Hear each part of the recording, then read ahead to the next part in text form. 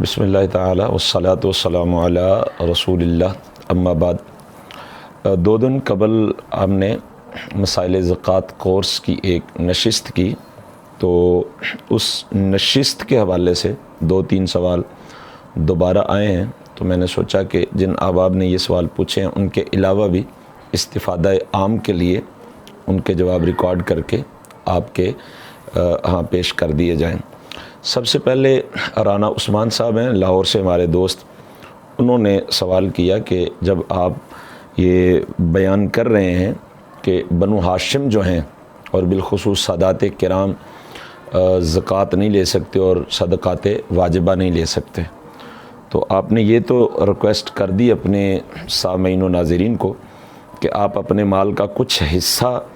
جو ہے وہ سادات کی بارگاہ میں پیش کیا کریں اور اس کے بے شمار فیوز و برکات ہوں گے، اس بات کو ہم مانتے ہیں، مگر آپ نے خمس کی ترغیب کیوں نہیں دلائی کہ آپ جو ہے وہ امت کو اس کام پہ لگائیں کہ وہ خمس ادا کریں جو اللہ تبارک و تعالیٰ نے قرآن پاک میں اہل بیت اطہار کے لیے ایک خاص حصہ مقرر کیا ہے۔ رانا عثمان صاحب کو جواب تو میں نے عرض کر دیا، مگر وہ احباب کے جو اس سوال کا جواب جاننا چاہتے ہیں ان کے لیے میں تفصیلاً تھوڑا سا اس کا جواب عرض کیا دیتا ہوں۔ سب سے پہلی بات تو یہ ہے کہ خمس کہتے کس کو ہیں، اس کو سمجھنے کی ضرورت ہے۔ برادرم عثمان صاحب جنہوں نے مجھے پوچھا، ان کے خیال میں یہ تھا کہ خمس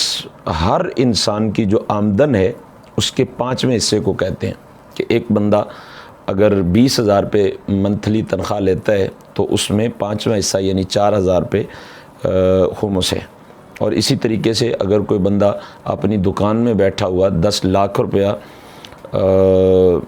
کرتا ہے سیل سال کی یا ایک دن کی، تو اس میں سے خمس 5واں حصہ یعنی کہ 2 لاکھ روپے بنتا ہے، اور یہ تو بہت بڑی رقم ہے، یہ ان کا خیال تھا، اور کسی نے ان کو یہی بتا رکھا تھا کہ جی خمس کا یہی مطلب ہے کہ جتنی بھی کل آمدن ہوگی اس کا 5واں حصہ خمس ہوگا، اور یہ ہر بندے پہ فرض ہے کہ وہ سادات کی بارگاہ میں پیش کرے، جبکہ ایسا ہرگز نہیں ہے۔ سب سے پہلے آپ خمس کی تعریف سنیے کہ خمس کس مال کا 5واں حصہ ہے۔ قرآن مجید برہان رشید سورہ انفال ہے اور آیت نمبر 41 ہے۔ اللہ تعالیٰ ارشاد فرماتا ہے وَاعْلَمُوا أَنَّمَا غَنِمْتُم مِّن شَيْءٍ فَأَنَّ لِلَّهِ خُمُسَهُ وَلِلرَّسُولِ وَلِذِي الْقُرْبَى وَالْيَتَامَى وَالْمَسَاكِينِ وَابْنِ السَّبِيلِ إِن كُنتُمْ آمَنْتُم بِاللَّهِ وَمَا أَنزَلْنَا عَلَىٰ عَبْدِنَا يَوْمَ الْفُرْقَانِ يَوْمَ الْتَقَى الْجَمْعَانِ وَاللَّهُ عَلَىٰ كُلِّ شَيْءٍ قَدِيرٌ۔ اور جان لو کہ تم جو مال غنیمت حاصل کرو تو اس کا 5واں حصہ خاص اللہ کے لیے اور رسول صلی اللہ تعالیٰ علیہ وسلم کے لیے اور رسول صلی اللہ تعالیٰ علیہ وسلم کے رشتہ داروں کے لیے اور یتیموں اور مسکینوں اور مسافروں کے لیے ہے، اگر تم اللہ پر اور اس پر ایمان رکھتے ہو جو ہم نے اپنے خاص بندے پر فیصلہ کے دن اتارا، جس دن دونوں فوجیں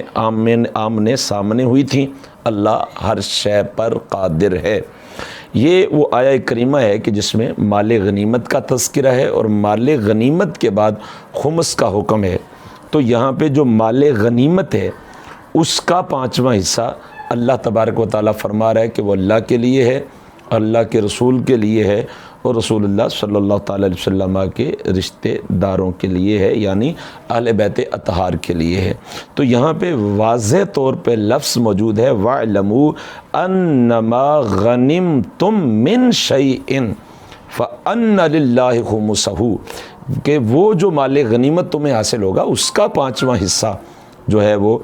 رسول اللہ صلی اللہ تعالیٰ علیہ وسلم اور آپ کے اعزاء و اقرباء کے لیے ہے، آپ کے رشتہ داروں یعنی سادات کرام کے لیے ہے۔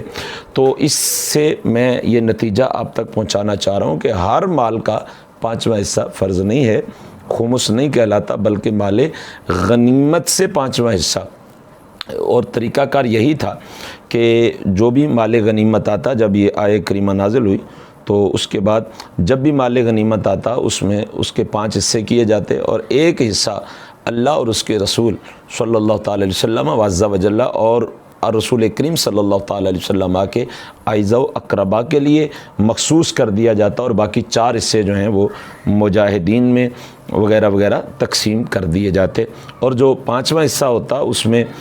جو وضاحت کے ساتھ موجود ہے کہ یتیموں کے لیے، مسکینوں کے لیے اور مسافروں کے لیے ہے، تو وہ مال ان میں بقدر ضرورت تقسیم کر دیا جاتا۔ تو یہ خمس ہے۔ اب مصیبت یہ ہے کہ شرق و غرب، شمال و جنوب میں امت مسلمہ کو وہ نالائق اور بزدل حکمران نصیب ہوئے ہیں کہ جو جہاد سے منہ موڑ بیٹھے ہیں، بلکہ اتنے بزدل حکمران ہمیں نصیب ہوئے ہیں کہ جو نصاب کی کتابوں میں جہاد کی آیات تھیں ان کو بھی نکال دیا گیا۔ جہاں جہاں جہاد پہ بات ہوتی تھی وہاں سے جہاد کے تذکرے کو حذف کیا گیا۔ آپ کے سامنے ہے کہ انڈیا میں آج سے چند ایک ماہ قبل ایک وسیم رضوی نامی جو اہل تشیع مسلک والا تھا، اس نے قرآن مجید برہان رشید سے وہ تمامی آیات کو نکالنے کا اعلان کیا جس میں جہاد کا تذکرہ ہے۔ بدقسمتی سے چونکہ امت مسلمہ کے جو حاکم ہیں یہ یہود و نصارہ کی غلامی کو ترجیح دیتے ہیں اور جہاد سے منہ موڑے ہوئے ہیں۔ اب مال غنیمت کا سلسلہ نہیں ہے، تو اس لیے جب مال غنیمت کا سلسلہ ہو تو وہاں سے خمس نکلے گا، عام بندے کی کمائی سے خمس نہیں نکلے گا۔ اور یہ عقلی اعتبار سے بھی یہ بات قابل قبول ہے۔ وہ اس لیے کہ آپ دیکھیے کہ زکوٰۃ کے حوالے سے شریعت مطہرہ ہمیں کتنی آسانیاں دیتی ہے۔ آپ نے ہمارے مسائل زکوٰۃ کورس میں جو سیشن تھا ہمارا، اس میں آپ نے سنا کہ بھئی اگر بندہ مقروض ہو تو قرض نکالا جائے گا، جو باقی رقم بچے گی اس پر زکوٰۃ ادا کرنا ہوگی۔ وہ مال جو جامد مال ہے، جو سرکل نہیں کر رہا، اس پہ زکوٰۃ نہیں ہے۔ اگر وہ سامان تجارت ہے تو پھر اس پہ زکوٰۃ ہوگی، مال ثمن ہے تو اس پر زکوٰۃ ہوگی۔ یہ مثالوں سے آپ باتیں سن چکے ہیں جنہوں نے ہمارا وہ کلپ سنا ہے سابقہ، وگرنہ ہمارے پیج سے پہلے 1-2 دن پیچھے جائیں تو مسائل زکوٰۃ کورس کو آپ تفصیلی سماعت فرمائیں، انشاءاللہ آپ کے علم میں اضافہ ہوگا۔ تو اب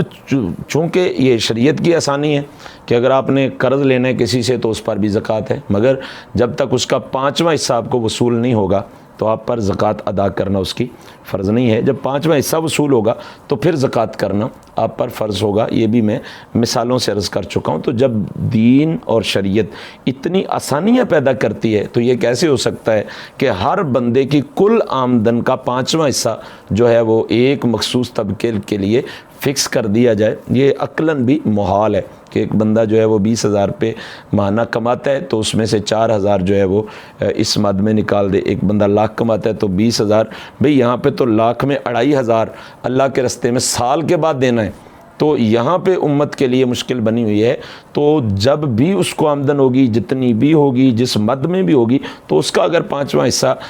نکالنے کا حکم ہوتا تو یقیناً یہ بڑا مشکل مرحلہ تھا اور اس کو کوئی افورڈ نہیں کر سکتا۔ لہذا لا یکلف اللہ نفسا الا وسعہا کے تحت یہ بات سمجھ سے بھی بالاتر ہے۔ ہاں،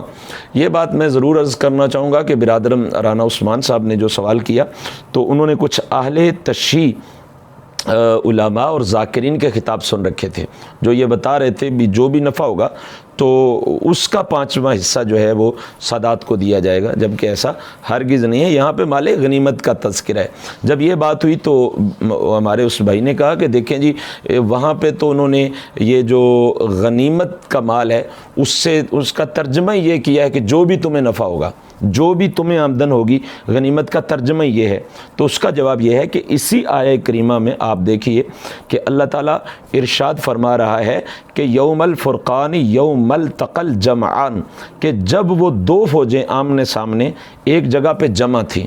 2 فوجیں جو ہیں وہ آمنے سامنے ایک جگہ پہ جمع تھی، تو اب یہ 2 فوجوں کے آمنے سامنے ہونے کے تذکرے کے ساتھ جو ہے وہ غنیمت کا تذکرہ ہے۔ تو ظاہر ہے فوجیں جمع ہوں گی، وہاں سے مسلمانوں کو فتح نصیب ہوگی تو جو مال ملے گا اسے مال غنیمت کہا جائے گا اور اس کا 5واں حصہ جو ہے وہ سادات کی بارگاہ میں پیش کیا جائے گا۔ اب اس لیے میں نے کہا کہ چونکہ یہ سلسلہ مفقود ہے اور یہ سلسلہ جہاد جو ہے یہی رک چکا ہے، تو اس لیے میں نے یہ ایک مشورہ عرض کیا تھا اور دوبارہ عرض کر دیتا ہوں کہ اپنے مال کا کچھ حصہ جو مال پاک ہو، طیب ہو، طاہر ہو، وہ زکوٰۃ کا مال نہ ہو، وہ عشر کا مال نہ ہو، اس میں سے کچھ حصہ نکالیے سادات کی بارگاہ میں پیش کرنے کے لیے، اور ان کی بارگاہ میں پیش بھی یوں کریں کہ وہ احساس کمتری کا شکار نہ ہوں، اور ان کی بارگاہ میں انتہائی باادب طریقے سے پیش کریں۔ حضرت ابراہیم بن ادم رحمہ اللہ تعالی جب مدارس کے طلباء کی خدمت کرتے تو آپ کیا کرتے کہ آپ اپنے ہاتھ کے اوپر مال رکھتے اور طلباء کے آگے یوں اپنا ہاتھ بڑھاتے، دونوں ہاتھوں پہ مال رکھ کے ایک طالب علم کے ہاں پیش کرتے۔ کئی مرتبہ آپ کے جو ساتھ لوگ ہوتے تو وہ آپ سے سوال کرتے کہ آپ اپنا ہاتھ اوپر کیوں نہیں کرتے، کیونکہ دینے والا ہاتھ تو اوپر ہوتا ہے، تو آپ اپنا ہاتھ جو ہے وہ نیچے رکھتے ہیں اور بڑے ادب سے پیش کرتے ہیں۔ تو حضرت ابراہیم بن ادم رحمہ اللہ تعالیٰ آپ فرماتے بھئی یہ طلباء کا مجھ پہ احسان ہے، جو دین سیکھ رہے ہیں، جو دین پڑھ رہے ہیں، ان کا مجھ پہ احسان ہے کہ وہ مجھ سے نذرانہ قبول کر لیتے ہیں۔ چونکہ حدیث مصطفیٰ علیہ تحیۃ و ثنا ہے کہ نیچے والے ہاتھ سے اوپر والا ہاتھ افضل ہے، تو چونکہ وہ طالب علم کا ہاتھ ہے اور وہ میرے ہاتھ سے افضل ہے، میں اس لیے اپنا ہاتھ نیچے رکھتا ہوں کہ طالب علم کا ہاتھ جو ہے وہ میرے ہاتھ سے افضل ہی رہے۔ تو اس طرح باادب طریقے سے سادات کی خدمت کیجیے، کسی کو بتائیے بھی نہ کہ ہم جو ہے وہ فلاں کی خدمت کر رہے ہیں۔ ہاں اگر بطور ترغیب آپ اپنے دوستوں کو بتانا چاہتے ہیں کہ بھئی ہم سادات کی خدمت کر رہے ہیں تو آپ بھی ہمارے ساتھ شامل ہو جائیں، تو کم از کم ان سادات کی خبر نہ دیں کسی کو کہ آپ کسی کی خدمت کر رہے ہیں۔ یہ ترجیحاً میری گزارش ہے آپ سب احباب سے۔ یہاں پہ یہ بات بھی عرض کر دوں کہ آپ اپنے گرد و پیش میں دیکھیں، اگر آپ کو سادات ملتے ہیں تو ان کی خدمت کیجیے، اور اگر نہیں ملتے تو پھر ہم جیسے درویشوں سے، فقیروں سے رابطہ کیجیے کہ لاکھوں لوگ جن سے رابطے میں ہوتے ہیں اور ہماری نگاہ میں ایسے لوگ ہوتے ہیں کہ جو واقعی وہ خدمت کے مستحق ہوتے ہیں اور ان تک جو ہے وہ مال پہنچایا جا سکتا ہے۔ یہاں میں یہ بھی نہیں کہنا چاہ رہا کہ آپ ہمیں دیں، آپ اگر کسی سیدزادے کی خدمت کرنا چاہتے ہیں، کسی سیدزادی کی خدمت کرنا چاہتے ہیں تو آپ بتائیے، رابطہ کیجئے، آپ کو ڈائریکٹ ان کا ایڈریس بتا دیا جائے گا، ڈائریکٹ آپ ان کے پاس جائیں، جو حالات آپ کو بتائیں گے آپ ان حالات کی ویریفیکیشن کریں، اور ویریفیکیشن کرنے کے بعد آپ جو ہے وہ ان کی بارگاہ میں از خود پیش کریں، خود پیکج تیار کریں، خود ان کی بارگاہ میں پیش کریں۔ ہرگز یہ میرا تقاضا نہیں ہے کہ آپ مجھے ہی دیں کہ میں آگے پہنچاؤں، بلکہ آپ ڈائریکٹ ہم سے ان لوگوں کے رابطے لیں کہ جو خانوادہ رسول کریم علیہ الصلاۃ والتسلیم سے تعلق رکھتے ہیں، تاکہ ان کی بارگاہ تک آپ کی خدمت پہنچے۔